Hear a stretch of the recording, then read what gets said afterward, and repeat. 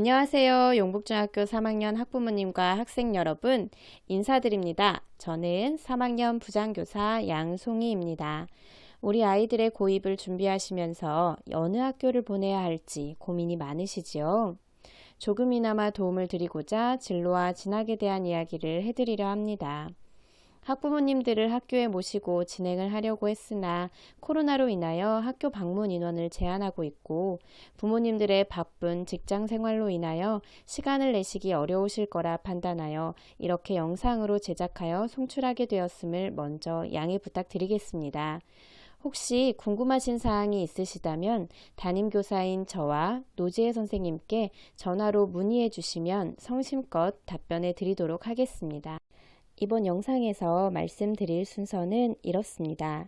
첫째, 우리 아이들의 진로와 직업의 세계는 어떠한지. 둘째, 고등학교 입시 제도에 대해서.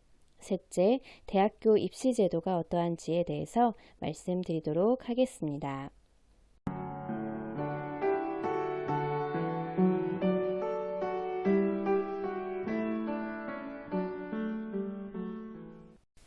최근 문제적 남자라는 프로그램이 인기를 끌었습니다. 소위 뇌색남이라고 불리는 출연진들이 나와서 수리적인 문제들을 해결하는 과정을 담은 예능 프로그램이죠. 그래서 그거를 좀 따서요. 문제적 남자가 아니라 문제적 진로라는 제목을 붙여보았고요. 3519라는 숫자를 넣었습니다. 3519, 이 숫자가 무슨 뜻일까요? 어떤 의미를 담고 있는 숫자일까요? 바로 이것은 다가오는 미래에는 3개의 영역에서 5개 이상의 직업을 갖고 19개 이상의 직무를 갖는다는 의미입니다. 다시 말하면 과거처럼 하나의 영역에서 한 개의 직업을 갖고 평생을 살아가는 시대는 끝이 났고 다양한 영역과 직업을 가져야 한다는 것입니다. 이는 이제 우리가 진로와 직업을 고민할 때에 어떤 마음을 가져야 하는지를 알려줍니다. 단순히 어떤 직업을 가질까를 고민하기보다는 여러 분야와 직업에서 필요로 하는 어떤 핵심적인 역량을 기를까, 이것에 대해서 고민해야 한다는 것입니다. 여러분은 지금 행복하신가요? 어떤 사람은 행복을 느끼고 있고 또 어떤 사람은 아직 행복을 느끼지 못할 수도 있습니다. 하지만 인간은 누구나 행복한 삶을 추구합니다. 그 행복은 꿈꾸는 일들을 실현할 수 있을 때 극대화될 수 있습니다. 그래서 우리는 꿈을 찾고 꿈을 이루기 위해 노력하고 그 꿈을 이루기 위해 우리는 진로를 선택하게 됩니다. 그리고 2021년 현재 우리 아이들은 고등학교 선택을 앞두고 있습니다. 아이들의 행복을 위해서 어떻게 진로를 선택하고 학교를 선택해야 할까요? 나에게 맞는 고등학교에 가고 싶어라는 제목을 붙여보았는데요. 사람은 태어나서 born, 죽을 때까지 death, 수많은 C들을 만나게 되는데요. 그 중에 4개의 C에 집중해 보았습니다. 첫 번째는 choice, 즉 우리는 수많은 선택을 해야 하죠. 우리가 무엇인가를 선택하는 것은 찰나의 순간이지만 그 결과는 전혀 다르게 나타납니다. 중학교 시절에는 어떤 고등학교를 선택할지 신중하게 결정해야 하죠. 그러한 결정을 할 때에는 성적뿐만이 아니라 나의 특성과 흥미에 맞는 공부를 하는지, 그리고 그 일이 미래를 위해서 필요한 일인지 확인해야만 합니다. 내가 하고 싶은 일을 이루기 위해서 일반고가 유리할지 특성화고가 유리할지도 판단을 해야 하겠죠. 그 선택은 내가 하고 싶다고 마음대로 할 수 있는 것이 아닙니다. 목표로 하는 고등학교에 입학할 수 있을 정도의 성적과 그 일을 좋아하고 잘할 수 있는 소질과 적성이 필요하죠.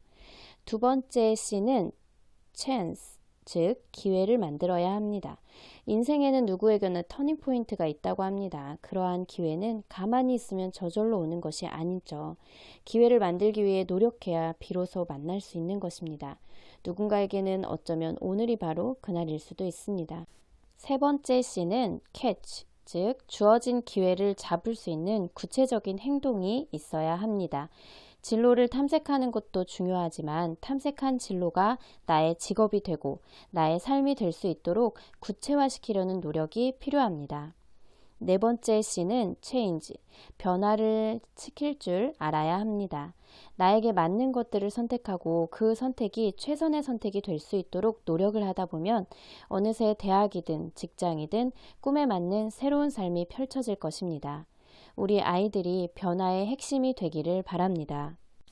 여러분, 꿈쟁이 김수영 씨의 직업을 아시나요?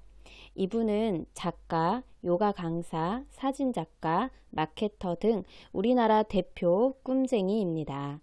꿈을 가지면서 스스로의 인생을 바꿀 수 있었고 그 경험을 바탕으로 다른 사람들의 꿈이 이루어질 수 있도록 도와주고 있습니다. 꿈이 있어서 참 행복한 삶을 살고 있는 꿈쟁이입니다. 하지만 이분은 정말 가난한 어린 시절을 보냈고 학창 시절에는 가출과 폭력을 일삼던 문제아였습니다. 그러던 김수영 씨를 바꾼 건 신문 기사였는데요.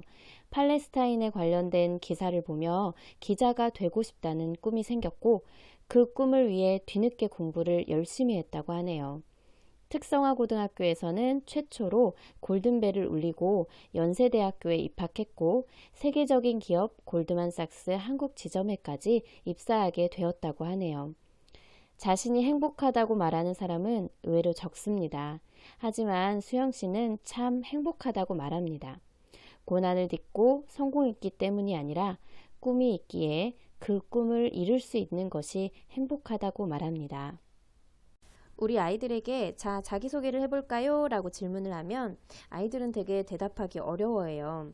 아이들이 하는 흔한 대답은 저는 몇 학년 몇 반 누구누구입니다. 이렇게 말을 하고 더 이상 말하기 어려워하는 경우가 많이 있습니다.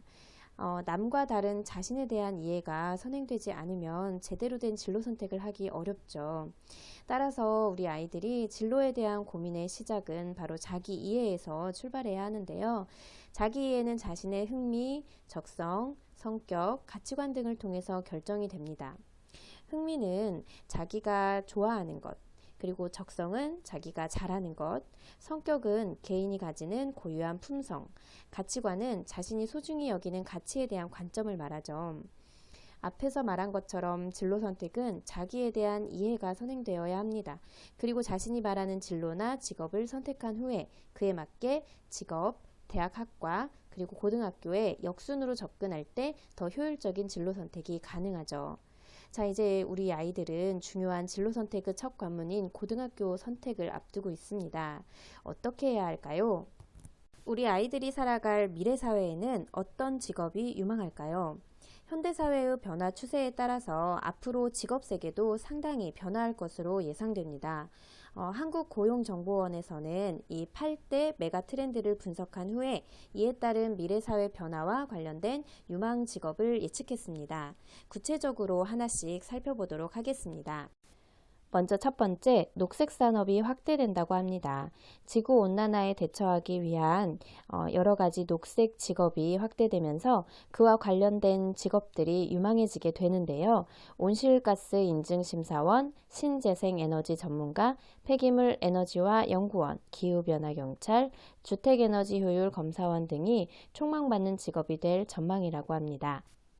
두 번째로 사물 인터넷 시대가 도래하면서 이와 관련된 직업들이 또 각광받고 있습니다. 증강현실 엔지니어, 컴퓨터 보안 전문가가 이에 속합니다. 세 번째는 첨단 기술, 로봇 등의 첨단 기술 관련 산업이 유망해지는데요. 실버 로봇 서비스 기획자, 웨어러블 로봇 개발자, 항공우주공학자, 해양공학자가 또 이와 관련해서 촉망받는 직업이 될 전망이라고 합니다.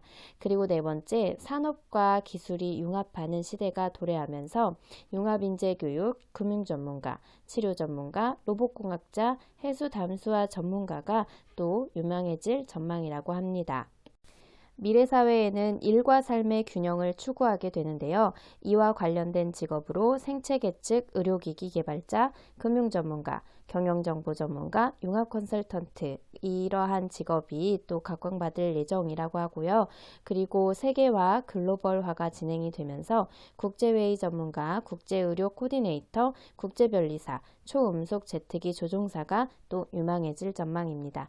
그리고 미래 사회에는 삶의 질이 향상되면서 그와 관련된 여러 가지 직업들이 또 유망해지게 된다 합니다. 보육교사, 전직 지원 전문가, 커리어 컨설턴트, 개인 여가 컨설턴트, 감성 디자이너, 복고 체험 기획자 등이 이에 속합니다. 그리고 다문화, 고령화 사회가 초래하면서 노인 상담 및 복지 전문가, 연금 전문가, 외국 학생 유치 전문가, 조부모 손자 관계 전문가가 앞으로 유망받게 될 직업이라고 합니다.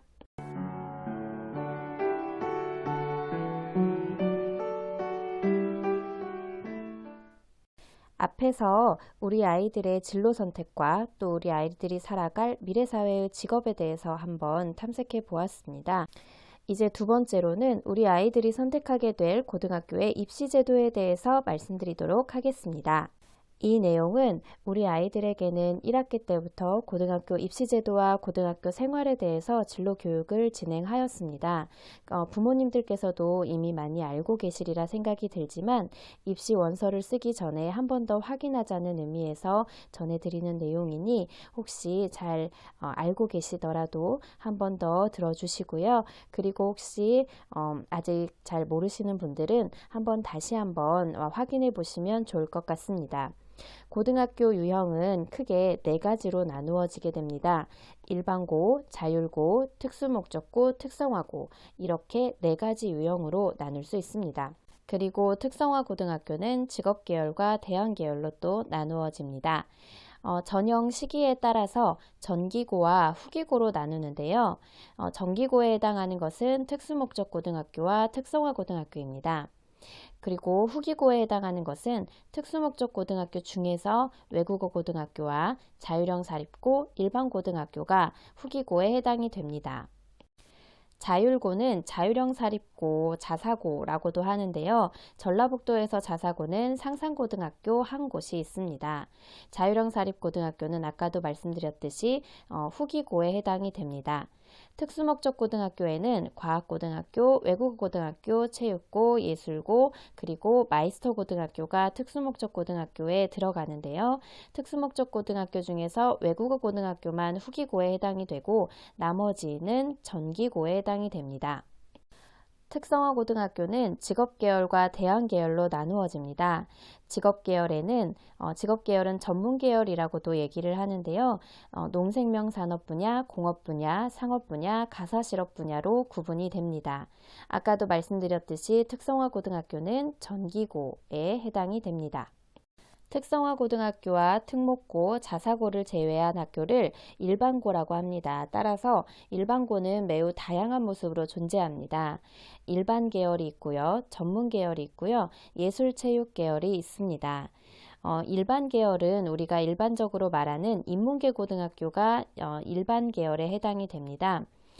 인문계 고등학교는 후기고에 해당이 되고요, 평준화와 비평준화가 있습니다.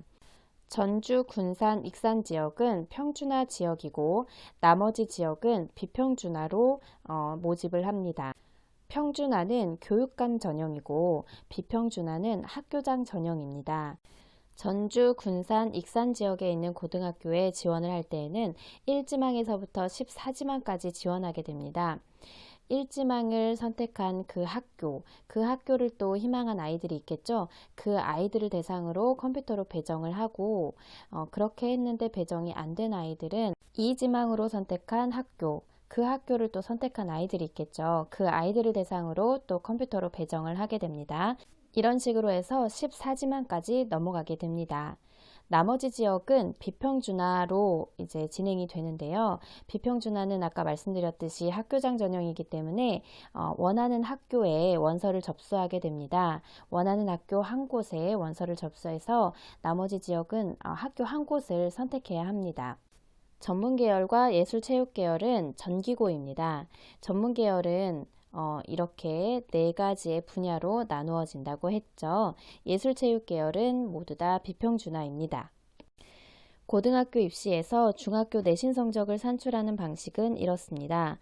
성취도 환산 점수, 즉 A, B, C, D, E에 해당하는 점수와 그리고 원점수를 합한 것을 이용하여 산출 공식에 넣고 그 공식대로 나온 성적을 기준으로 석차 백분율로 나타내어집니다.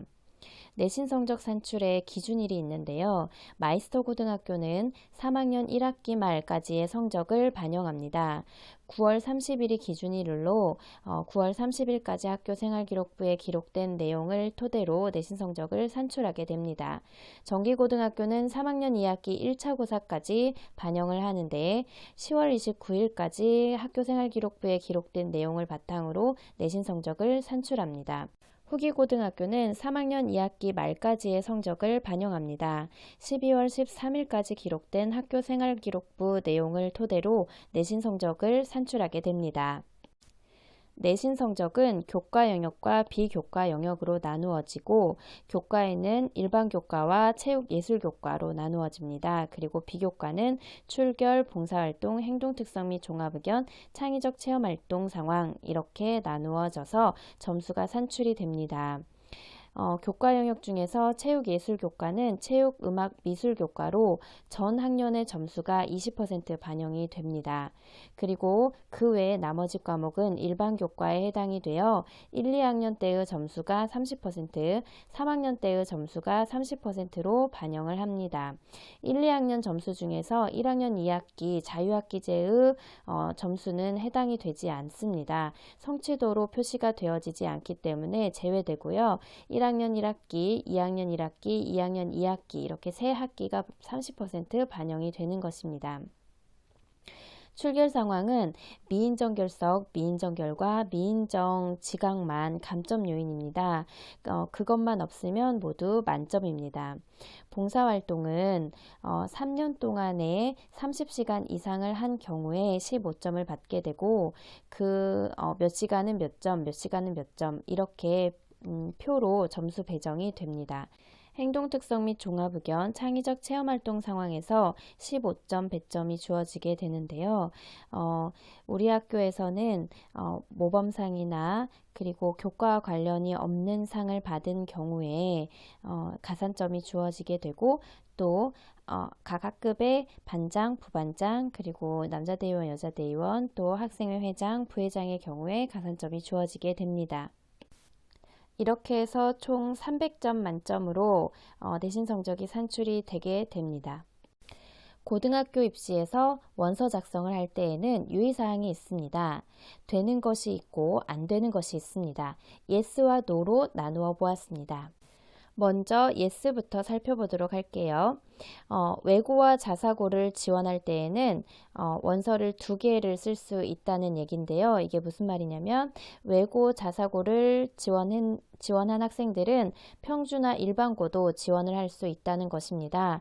평주나 일반고는 1지망에서부터 14지망까지 지원한다고 했죠. 외고 자사고를 쓰는 학생들은 외고 자사고를 1지망으로 두고 2지망부터 15지망까지 평주나 일반고를 적어서 원서를 접수할 수 있습니다. 하지만 비평주나 학교장 전용고는 외고 자사고와 중복 지원을 할 수가 없습니다. 즉, 외고 자사고를 쓰는 학생들은 비평주나 학교장 전용고는 지원할 수 없다는 얘기입니다. 전기고에서 한 개교를 지원했는데 그 전기고가 불합격을 했다고 하면 후기고에 있는 한 개교를 또 지원할 수 있습니다. 마이스터고를 지원했으나 탈락했을 때에 특성화고등학교나 일반고등학교의 전문계열은 지원할 수 있습니다. 그러나 대안계열은 지원할 수 없습니다. 원서 제출 및 합격 후에는 취소를 할 수가 없습니다. 그래서 신중하게 원서 제출을 해야 되겠죠. 원서 접수 일자, 전형 일자가 다르더라도 2개교 지원이 불가합니다.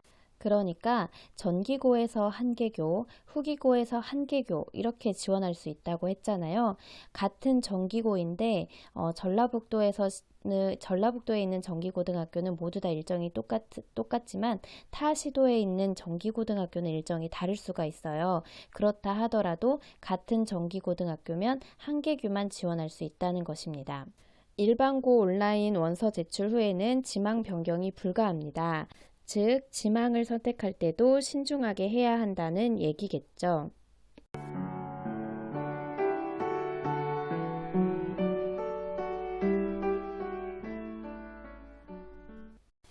네, 세 번째로 대입 전형 체계에 대해서 자세히 안내해 드리겠습니다. 우리 아이들이 대학에 갈 수 있는 방법은 정시와 수시가 있습니다.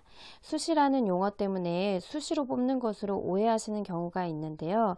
정시와 수시를 나누는 기준은 바로 수능입니다. 수능을 기준으로 수능 전에 모집하는 것을 수시, 수능 후에 모집하는 것을 정시라고 합니다. 정시는 11월에 치러지는 수능 점수로 전형이 이루어지는 것입니다. 수시는 학생부 교과 전형과 학생부 종합 전형으로 나누어집니다. 학생부 교과 전형은 교과 내신 성적과 수능 최저 점수로 전형이 이루어집니다. 학생부 교과 전형에서 가장 중요한 것은 교과 내신 성적인데요. 하지만 학교 현장에서 보면 수능 최저 기준이 더 중요함을 느낀다고 한답니다. 왜냐하면 자격 기준이기 때문에 내신이 아무리 좋아도 수능 최저 기준을 맞추지 못하면 대학에 들어가지 못한다고 하네요. 대학에서는 학교 내신을 신뢰하지 않습니다. 그래서 자격 기준을 걸어 놓았는데요. 그것이 바로 수능 최저 등급입니다. 갈수록 지방 학생들의 수능 최저 등급을 맞추기가 어려운 게 현실이라고 합니다. 그래서 고등학교 선생님들 사이에서는 교과 전형의 평가 요소는 내신이지만 실질적으로 큰 영향력을 미치는 것은 수능이다라고 말씀을 하시네요. 학생부 종합전형은 교과 내신 성적과 수능 최저 등급 이외에도 학교 내 활동을 포함합니다. 즉 봉사활동, 동아리활동, 독서활동 등 학교생활 전반을 평가 요소에 넣겠다는 것입니다. 학생부 종합전형은 서울 지역 수도권 대학에서 많이 하고 있습니다. 학생부 종합전형은 지방 사립대로 갈수록 운영하기 어려운 게 현실이라고 합니다.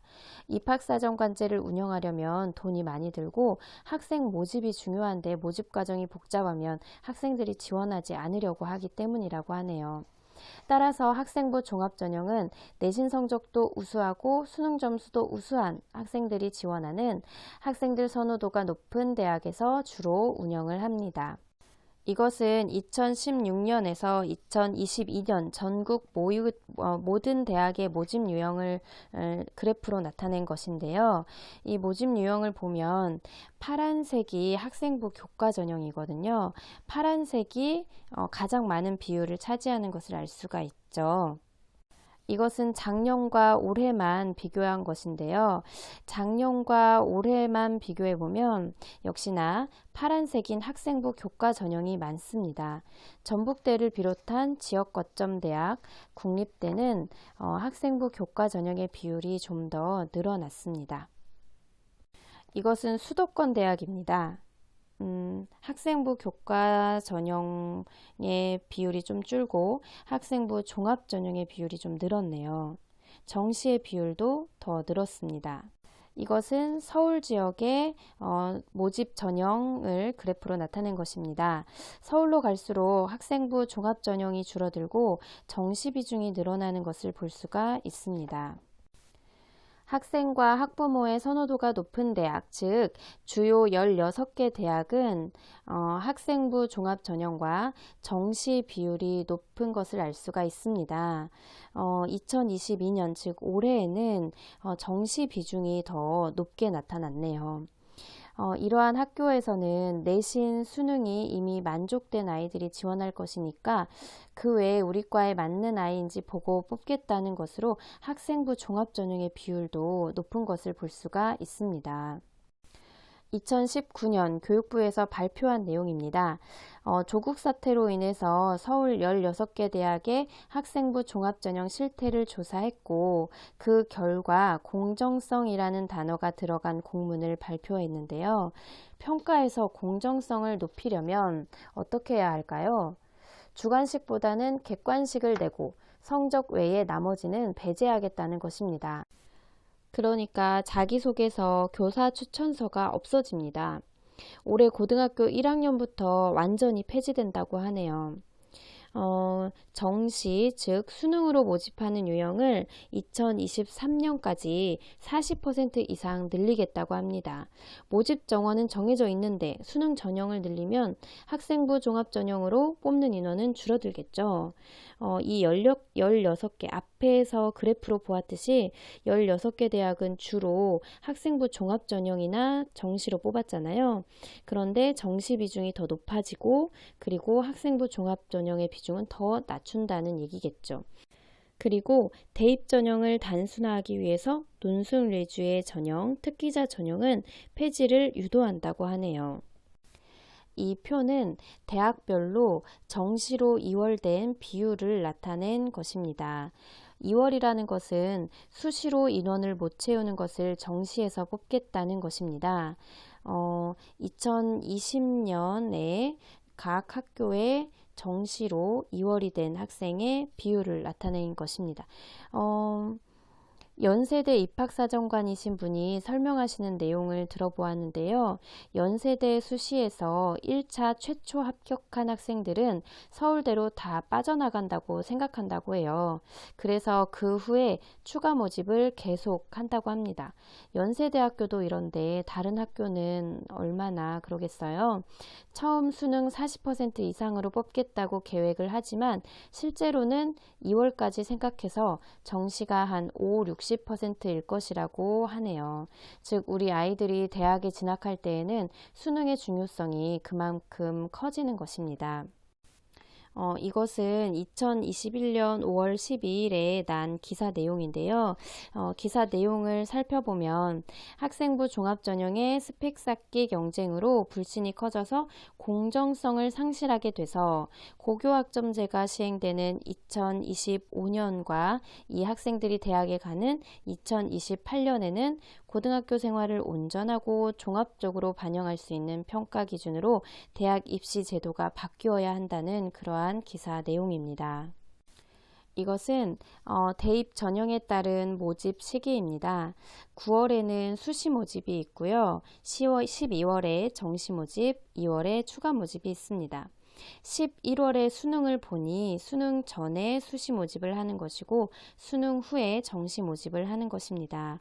수능 전에는 먼저 학생부 교과 성적과 학생부 교과 전형과 학생부 종합 전형, 논술, 실기 실적 이런 것들이 있고 그리고 수능 최저 기준을 만족을 해야 최종 합격이 되는 것이겠죠.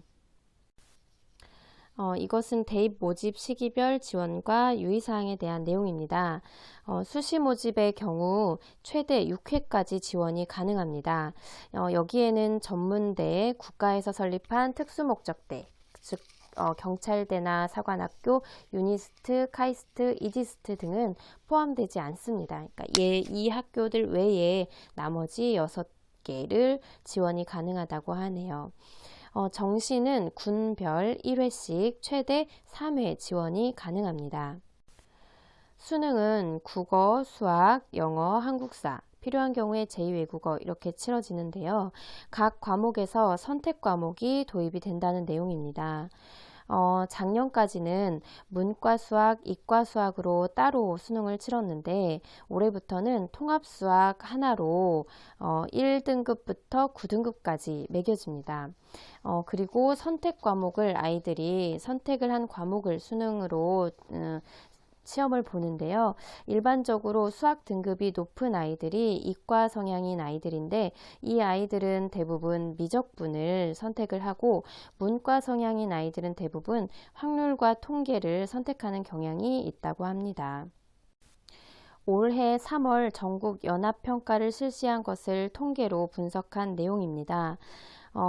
미적분을 선택한 아이들이 수학에서 1등급에서 3등급까지를 차지하는 비율이 굉장히 크죠. 즉 1등급부터 3등급을 미적분을 선택한 아이들이 대부분 차지하고 있는 것을 볼 수가 있어요. 미적분을 선택한 아이들은 이과 성향의 아이들로 대체로 수학을 잘하는 아이들이기 때문에 문과와 이과를 합해서 통합해서 등급을 매기기 때문에 이렇게 수학을 잘하는 아이들이 아무래도 1등급과 그러니까 상위 등급을 차지하게 되게 되겠네요. 이것은 올해 6월 모평 분석 내용인데요. 미적분을 선택한 아이들의 수학 공통과목 평균이 높은 것을 볼 수가 있습니다. 네, 여기서도 보면 1등급 수학에서 1등급, 2등급, 3등급을 차지하는 비중 역시나 미적분을 선택한 아이들이 비중이 높네요. 수학에서 미적분을 선택한 아이들의 국어 등급도 보았는데요. 국어 등급에서도 1등급, 2등급, 3등급, 즉 상위 등급을 차지하는 아이들이 미적분을 선택한 아이들의 비율이 높았어요. 그리고 영어도 보면은 상위 등급의 아이들은 미적분을 선택한 아이들의 비중이 높네요. 그러니까 수학을 잘하는 이과 성향의 아이들이 대체적으로 국어와 영어 등급에서도 높다는 것을 볼 수가 있습니다. 이것은 대학별 수능 최저 기준입니다. 홍익대의 경우에 3개의 합이 8이라는 것은 수능, 국수, 영탐 중에서 잘 본 것 3개의 등급의 합이 8등급이 되면 수능 최저 기준을 만족하는 것이라는 말입니다. 만약에 어떤 학생이 수능 과목 중에 잘 본 것이 2등급이 1개, 2등급이 1개, 4등급이 1개 있다면 최저 기준을 만족해서 합격할 수 있다는 것이죠. 그러니까 아까 살펴본 것처럼 등급이 높아야 이 수능 최저 기준을 만족시키기가 좋겠죠. 그런데 수학 등급이 차이가 많이 났잖아요. 이과 성향의 아이들이 수학 등급이 높아요. 수학의 윗등급을 다 차지하고 있어요. 그래서 이 수능 최저 기준이나 그 수능에서 이 상위 등급을 맞는 데에 이과 성향의 아이들이 유리한 그런 경향이 보여지게 됩니다. 경영학과나 경제학과처럼 전통적으로 문과라고 했던 학과들도 이과 아이들이 지원하는 비중이 늘어났다고 해요. 우리 아이들에게 1학기 때 제가 강조를 했는데요. 다른 과목도 마찬가지겠지만 특히 수학은 절대로 포기하지 말아라. 수학에 의해서 당락이 결정될 수 있거든요. 이렇게 수능에서. 그래서 수학의 학업 능력을 올리기 위해서 굉장히 많은 노력을 해야 할 것 같습니다. 공동교육과정이라고 하는 것이 있습니다. 수능에서 선택 과목을 도입함으로써 내가 듣고자 하는 과목이 진학한 고등학교에서 설립이 안 되어 있다고 하면 여러 학교가 공동으로 과목을 개설해서 운영하는 공동교육과정을 들을 수 있습니다. 공동교육과정을 운영하고 있는 학교들이에요. 전라북도에서. 네, 이런 학교들이 이러한 과목들을 공동교육과정으로 운영을 하고 있다고 하네요. 네, 온라인으로 공동교육과정을 실시하고 있는 학교들입니다. 우리 아이들의 진로 진학에 대해서 궁금하신 것이 있다면 도교육청에서 운영하는 그 진로진학센터라고 하는 사이트를 참고하시면 좋을 것 같아요. 여기에 고교 진학, 대학 진학에 대한 다양한 자료들이 많이 나와 있습니다. 그리고 전북 꿈사다리 진로진학 상담 밴드가 운영이 되고 있습니다. 이것도 활용해 보시면 좋을 것 같습니다. 그리고 대교협에서 운영하는 온라인 대입 상담 센터인 어디가라는 앱이 있는데요. 이거는 24시간 자유롭게 상담 신청이 가능하다고 하네요. 대학 진학보다는 진로를 빠르게 결정하고 싶은 학생들의 경우에는 특성화 고등학교에 진학하는 것도 좋은 방법입니다. 특성화 고등학교 중에서 전문계, 그러니까 직업계 고등학교의 전라북도 현황을 한번 살펴보도록 하겠습니다. 이거는 특성화 고등학교 중에서 농업 계열의 특성화 고등학교입니다. 전주 생명과학고등학교, 영선고, 정읍-제1고, 남원 용성고, 한국치즈과학고등학교, 부산제1고, 한국한방고, 전북 유니텍고 이런 학교들이 있습니다. 그리고 공업 계열의 특성화 고등학교에는 전주 공업고등학교, 그리고 이리 공업고등학교, 전북 하이텍고, 전북 유니텍고, 줄포 자동차 공업고등학교, 남원 용성고, 덕암정보고, 한국게임과학고, 오수고, 강호고 항공고, 진안공고, 정읍제1고, 영성고, 칠보고 이런 학교들이 있습니다. 그리고 상업 계열에 해당하는 특성화 고등학교입니다. 이런 학교에서 이러한 상업 계열의 학과를 운영하고 있습니다. 가사 계열의 특성화 고등학교를 운영하고 있는 학교입니다. 한번 참고해 주시면 좋겠습니다. 네, 이것으로 진학 설명을 모두 마치도록 하겠습니다. 조금이나마 도움이 되었으면 좋겠습니다. 혹시 궁금하신 것이 있으시다면 담임 선생님에게 꼭 문의해 주시면 감사드리겠습니다. 감사합니다.